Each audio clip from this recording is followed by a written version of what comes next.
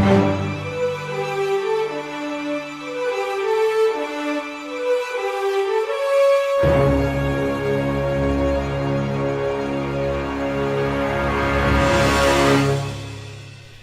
guys, this week it's another shorter episode, a la Trainwreck from a few weeks ago, and we're going to include this out of sequence. As we explained last time we did this, we want to use small batch type episodes to talk about more recent releases. So while conventional podcasts might be for less current films, although we did make an exception with The Martian, these small batch episodes are going to be focused on more recent films. So although we'll be returning with Zombie next week, Rob, what are we going to spend 10 minutes or so talking about now?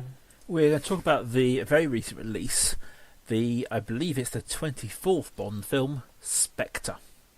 Directed by Sam Mendes, as the last two have been. Starring Daniel Craig. You've got returning characters in Ralph Fiennes, in Ben Whishaw and Naomi Harris. And you've got brand new characters coming in with Christopher Waltz playing Oberhauser. I'm going to say it wrong, but Leia Seydoux as Madeleine Swan, Monica Bellucci. And essentially, it's picking up where some of the previous films left off, with Bond investigating this kind of, shall we say, cabal of villains and sort of international ring of criminals that he discovered in Quantum of Solace. Right. And that's essentially where we're going to sort of leave it. I'm sure we may hit spoiler territory later on in the film, in the podcast. But Sam, what do you think of it? Yes, I think by now people tend to listen if they have seen the film, if it's a recent film that they do want to go and see. So I'm happy to tread into spoiler territory a bit in the next 10 minutes.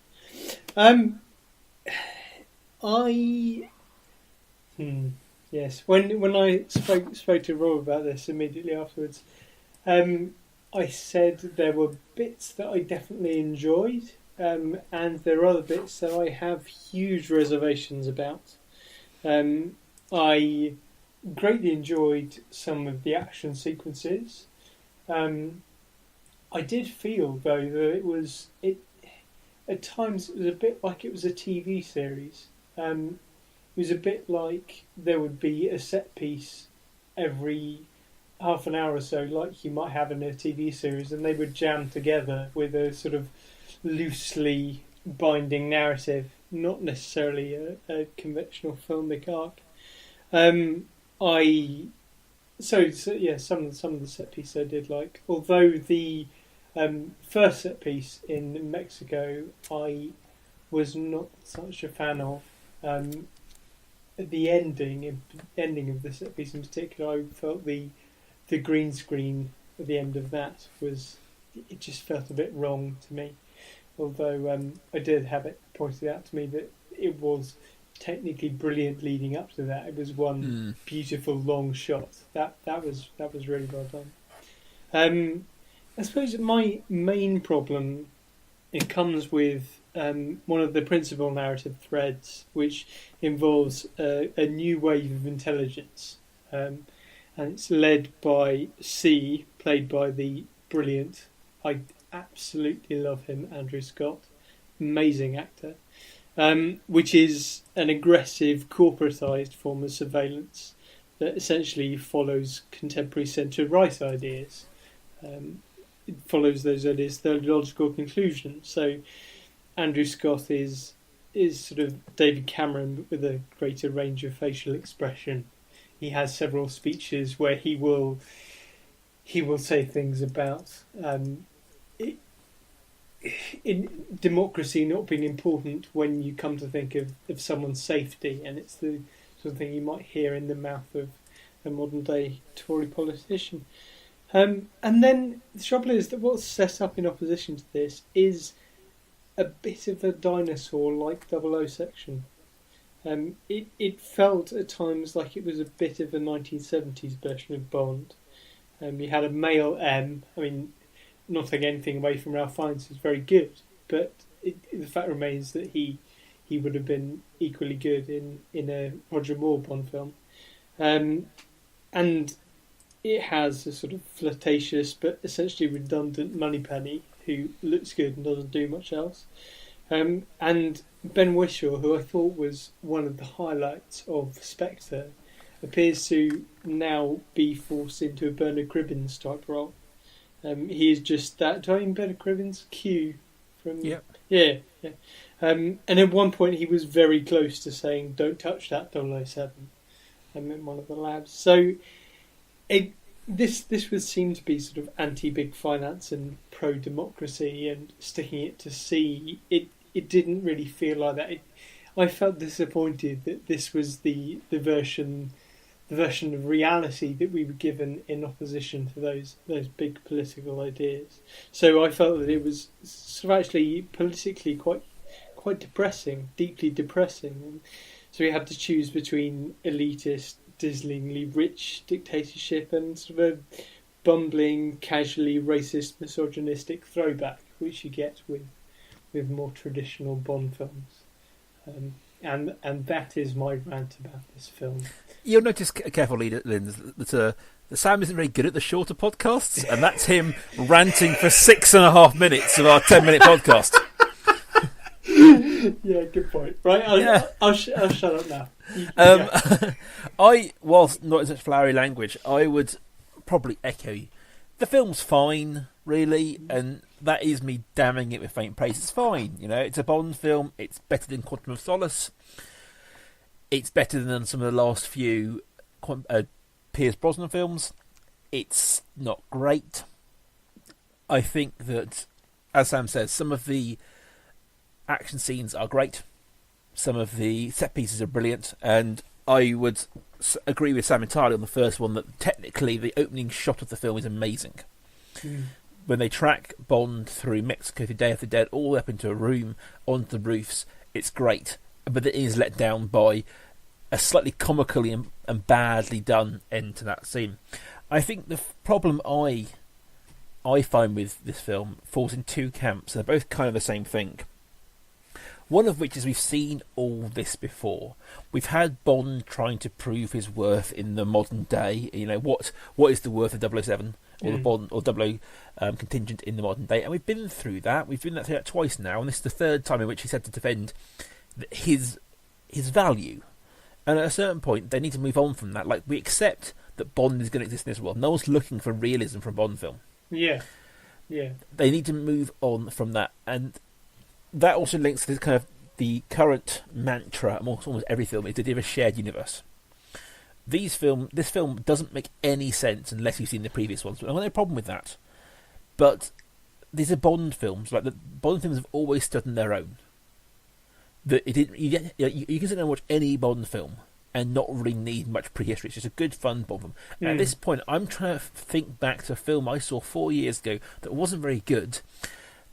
And I'm like, who was that person? Why were they in the desert? What were they buying? And it's just, they've gone too far. And it's not like a TV show where you can do that week to week. People are watching it week in, week out. We're getting one of these every couple of years. And you're losing it. And this comes to my third and final point as why I kind of didn't like it. There is no threat. Now, with this film particularly, if Bond hadn't acted, if Bond hadn't vanquished the evil and shut down this global space network, I have no idea what would have happened.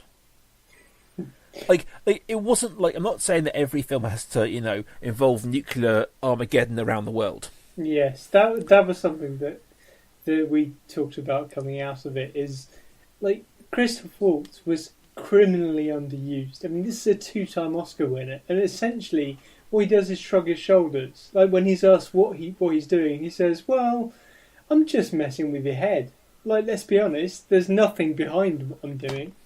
Yeah, and I appreciate, like, if you look at things like Tomorrow Never Dies, you appreciate that having like a global threat every time doesn't always work.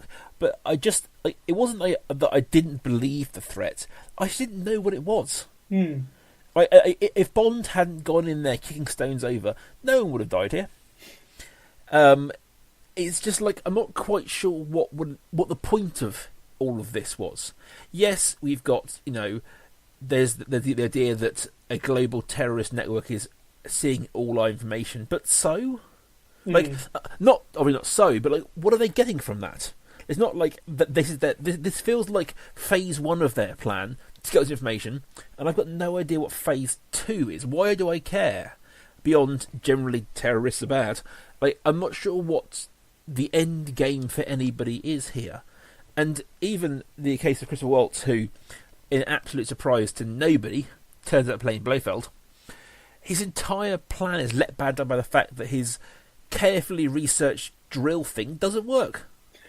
Like, it all hinges on this one scene where you're going to drill in somebody's head to remove the ability to remember, and it just doesn't work. And that's it. So that's the whole reason that Bond got it, because the guy who has throughout the entire, apparently the last 4 films, been the architect of everything that's happened to Bond, just got this wrong.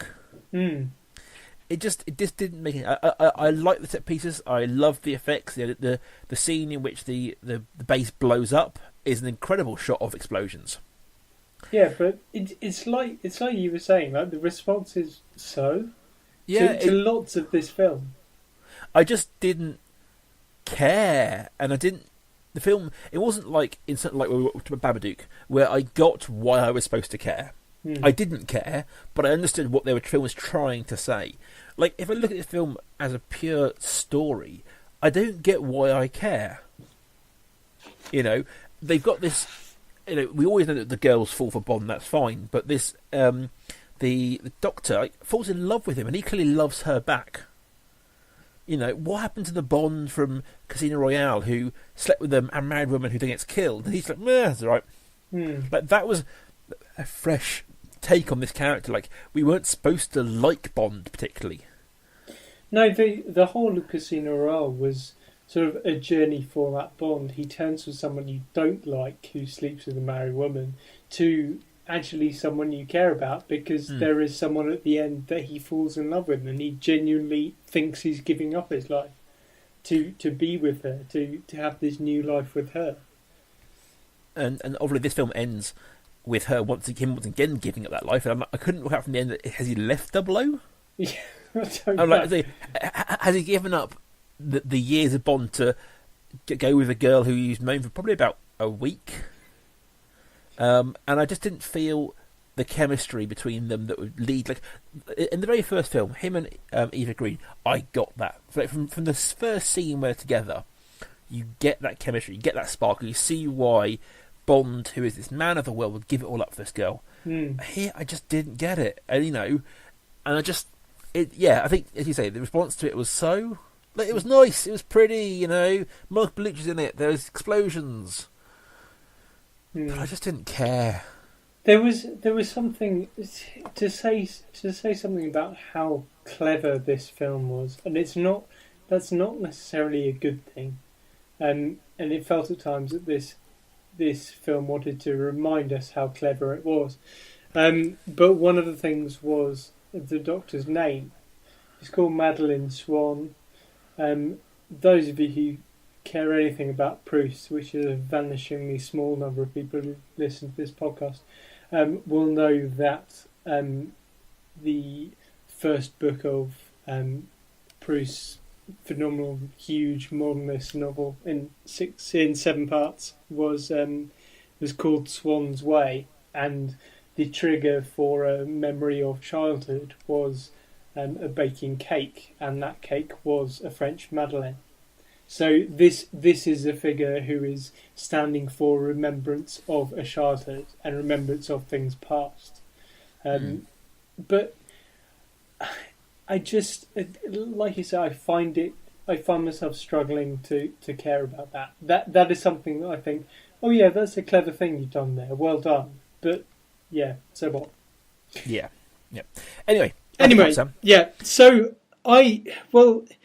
given that we've been expressing disappointment in action films in general, we ended the last small batch episode, although with my ranting, this is no longer a short episode.